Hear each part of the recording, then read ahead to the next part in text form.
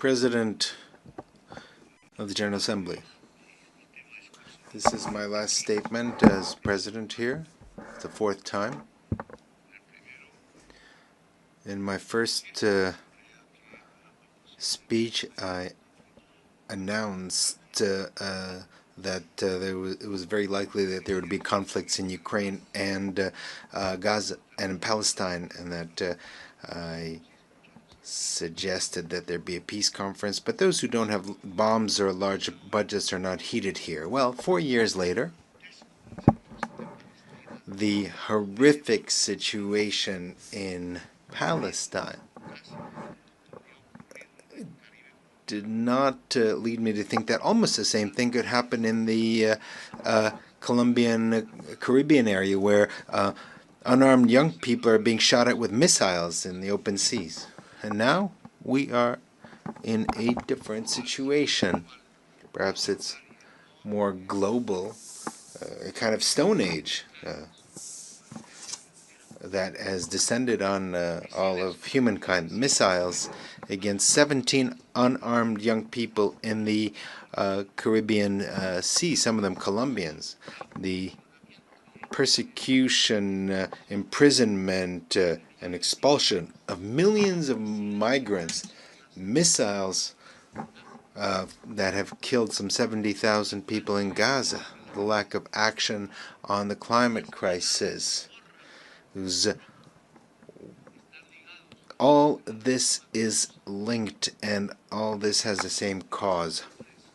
Migration is simply an excuse so that a rich society, rich, white, and racist, believes itself to be the superior race and is not realizing that its leaders are leading it to the abyss, to its own distinction, together with the rest of humanity. They said that the missiles in the Caribbean were used to stop drug trafficking. That is a lie. Stated here in this very rostrum. In 2023 and 2024 were years when the largest amount of cocaine was seized, and over 700 drug traffickers were extradited to the United States and Europe. I extradited them, and my government confiscated the cocaine, and we didn't shoot a single missile, nor did we kill any youths. The years where I was able to prove that it's more effective to substitute coca crops than eradicate them, than forced eradication using poison, and forcing peasants to use it. The violent war against drugs was a failure, and I replaced it with an effective anti-trafficking policy, not based on a mix-up between an inert substance, that is drugs, with people who actually use it and practice it. But what was necessary is to destroy dialogue and to shoot missiles. Was it really necessary on unarmed, poor young people in the Caribbean? The anti-drug policy is not meant to stop cocaine that is coming to the United States. The anti-drug policy is to dominate the peoples of the South as a whole.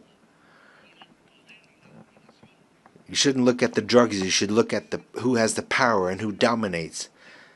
This is why I speak to you as a decertified president. I've been decertified by President Trump, without him having any right to do this, a human right or divine right or any sensible reason. They want to force by violence tens of thousands of peasants to do what the U.S. government wants to do, which are influenced by mafia groups in Colombia. Thousands of peasants are massacred in Colombia by politicians who were senators, who were presidents, who were ministers, that were bribed and on the payroll of the drug mafia. And at the same time, they were allies of the extreme right based in Florida of the United States, and now allies of the Trump administration. They've been allied. They've been allied for decades with drug lords,